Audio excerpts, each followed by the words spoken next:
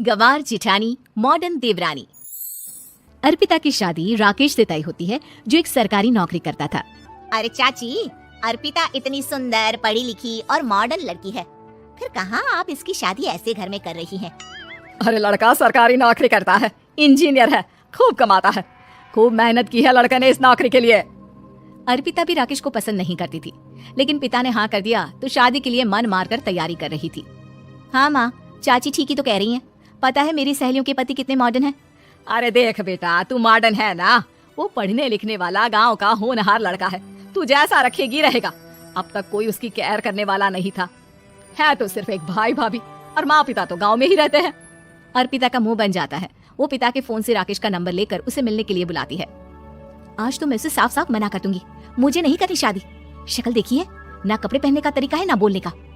अर्पिता राकेश से मिलने जाती है। अब क्या हो गया, आपने मुझे अर्जेंट मिलने को बुलाया, सब ठीक तो है ना? हाँ सब ठीक है, पर मैं आपसे कुछ कहना चाहती हूँ, आप ना इस शादी से मना कर दे। राकेश की आंखें अर्पिता की इस बात से लाल हो जाती है। वो रूंधे गले से कहता है, लेकिन शादी की सारी तैयारियां हो गई हैं, मैंने आपके साथ एक अच्छे भविष्य का सपना भी देख लिया है, ऐसा मत करिए प्लीज।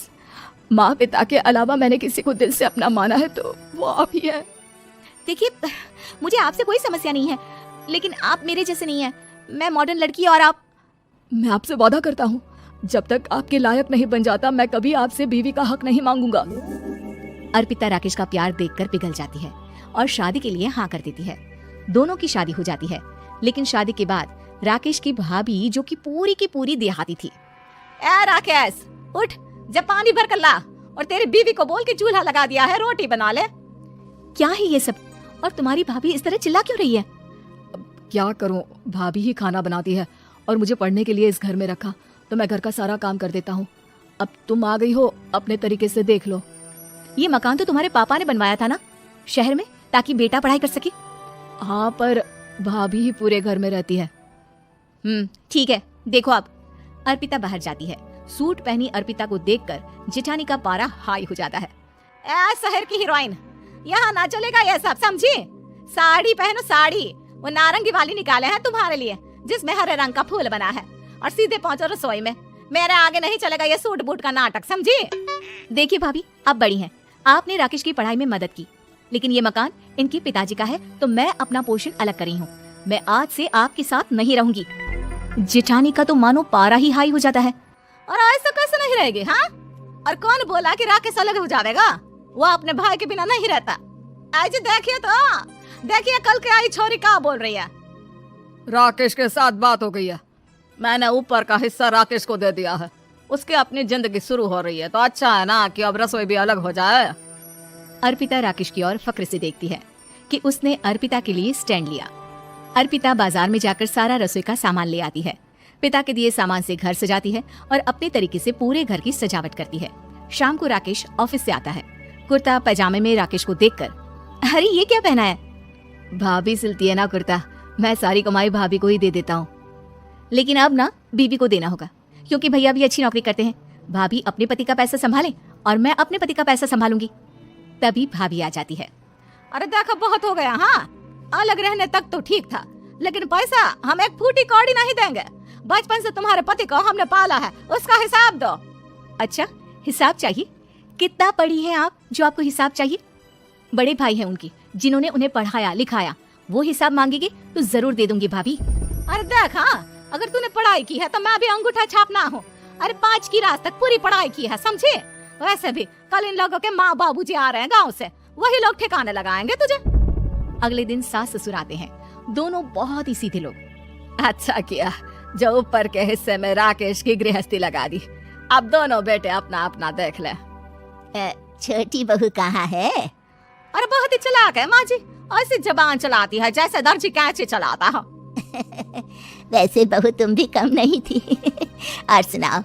तभी छोटी बहू सास ससुर के पैर छूकर उन लोगों को चाय और नाश्ता देती है। माँ जी, आप थक गई होंगी, मैं खाना लगा देती हूँ, ऊपर आ जाइए चाय पीकर। अरे बस बस, यही रहेंगे वो, क्योंकि बड़ी बहू मैं हूँ। हमेशा से इनके माँ बाबूजी मेरे पास ही आए हैं। चलिए माँ जी, आप ना किचन में खाना बनाइए, मैं जरा बाजार होकर आती हूँ और फिर साथ में खाना खाते हैं। जेठानी बाजार निकल जाती है और सास ससुर बेचारे घर पर अकेले। फिर दोपहर को, माँ जी मैंने आप सभी के लिए खाना बनाया है। माना मैं छोटी हूँ लेकिन अच्छा लगेगा अगर आप लोग मेरे साथ रहें।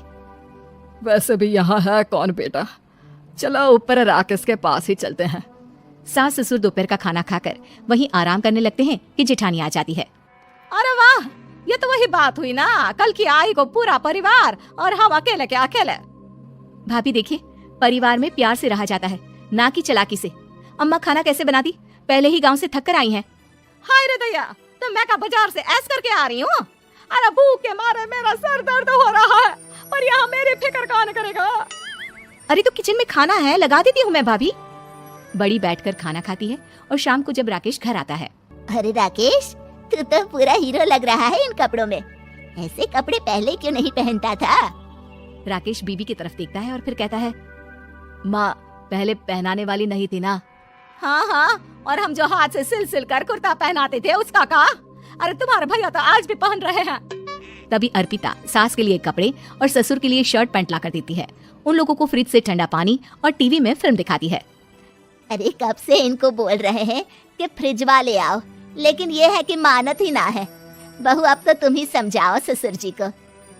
नहीं पापा, आप फ्रिज मत लीजिए। अरे वाह रे छोटे, खुद फ्रिज का ऐसे का मजा ले और इनकी माँ के पास फ्रिज भी ना हो। अरे देखा पिताजी, देखा माँ जी कब बोल रही है। अरे उसकी पूरी बात तो सुन लो कि वो क्या बोल रही है। वो इसलिए क्योंकि अब माँ जी और पापा यहीं रहेंगे मेरे पास।